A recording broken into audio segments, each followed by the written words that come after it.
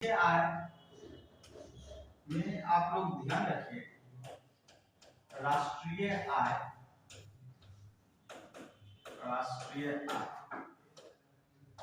में जब इनके हम लोग घटक को देख लिए, तो अब हम लोग का ये जानने का प्रयास रहेगा कि इनको जानने का विधि क्या है, इनको हम किस तरीके से डिफाइन कर सकते हैं या निकाल सकते हैं। तो याद रखिएगा, एक जीडीपी, दूसरा एनडीपी और तीसरा जीएनपी और चौथा एनएनपी। ये चार फॉर्मूला है, जीडीपी, एनडीपी, जीएनपी और एनएनपी। तो जी ग्रॉस डोमेस्टिक प्रोडक्ट, इसको हम लोग क्या बोलेंगे, सकल घरेलू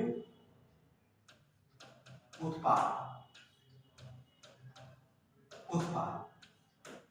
सकल घरेलू उत्पाद, और इसको हम लोग क्या बोलेंगे, सकल राष्ट्रीय उत्पाद। अब इन चीजों को समझिए। यदि हम बोले जीडीपी, तो आप लोग क्या करेंगे, जीडीपी से समझ लेना है, आपके दिमाग में सेट हो जाना चाहिए।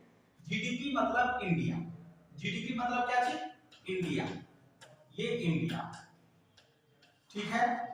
और ये जीएनपी मतलब ये इंडियंस, ये क्या है, इंडियंस।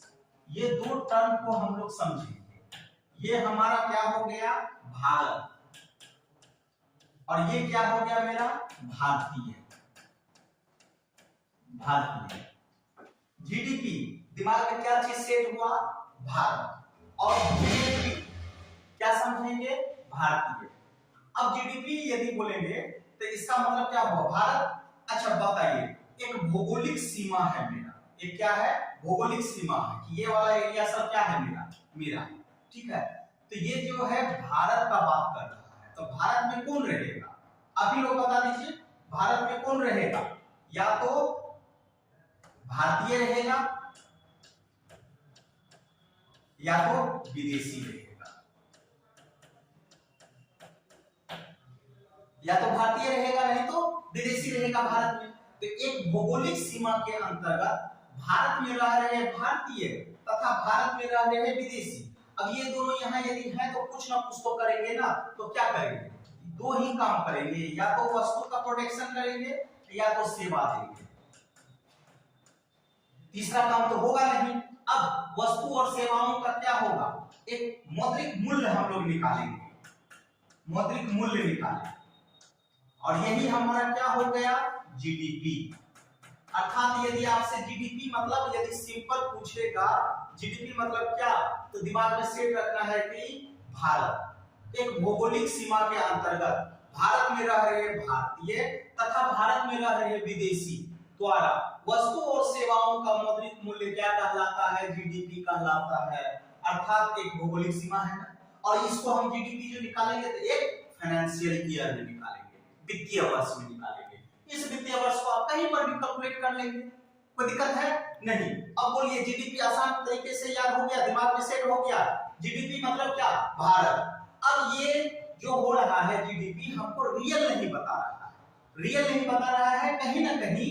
अब इसी जीडीपी में से माइनस ह्रास हम लोग कर देते हैं, तो हमको क्या प्राप्त हो जाता है, एन, मतलब क्या हो गया, शुद्ध घरेलू उत्पाद।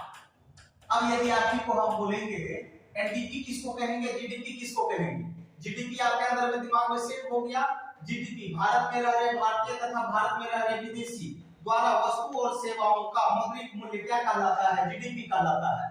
वहीं जब इसके बारे में आएंगे एनडीपी, तो हमको क्या निकालना है, शुद्ध निकालना है, और शुद्ध निकालने के लिए कहीं ना कहीं ह्रास, उसको हम लोग क्या बोलते हैं, डिप्रिसिएशन। ह्रास जब तक नहीं करेंगे तब तक हमको शुद्ध नहीं मिलेगा, क्लियर है। अब वहीं पे हम लोग आगे चलते हैं, तो अब ध्यान रखिएगा जीएनपी।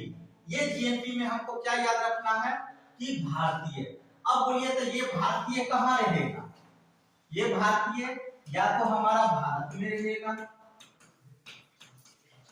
या तो विदेश में रहेगा। जैसे देखिए, ये भारतीय है, हमारा भारत में रह रहे हैं, ये हमारा जो है भारतीय मूल के ही है, लेकिन कहाँ रह रहे हैं, विदेश में। लेकिन कहीं ना कहीं है तो भारतीय, अभी भी नागरिकता कहाँ का है, भारत का है। तो नागरिकता इसका मतलब है कि भारतीय, या तो भारत में रहेगा नहीं तो विदेश में रहेगा। अब सिंपल सा, भारत में रह रहे हैं भारतीय तथा विदेशों में रह रहे हैं भारतीय द्वारा अब क्या काम करेगा, वस्तु और सेवा का ही करेगा, वस्तु और सेवा का ही करेगा, वस्तु और सेवा का करेगा। वस्तु और सेवा का मौद्रिक मूल्य क्या कहलाएगा हमको, जीएनपी। दिमाग में सेट हो गया। इस टर्म को आपको समझना है, इस टर्म को समझना है, इसमें आपको माइनस कर देना है, आपको ये मिल जाएगा शुद्ध। इसमें माइनस हरास कर देते हैं तो आपको नेट मिल जाएगा। क्लियर है? तो ये आपको जीडीपी क्लियर और जीएनपी क्लियर। जीडीपी मतलब इंडिया और जीएनपी मतलब इंडियंस। तो आराम से आप इसको निकाल सकते हैं। क्लियर है? दिमाग में सेट हो गया। अब यही चीज हमारा आगे बढ़ते चलेगा। क्लियर है? चलो, थैंक यू।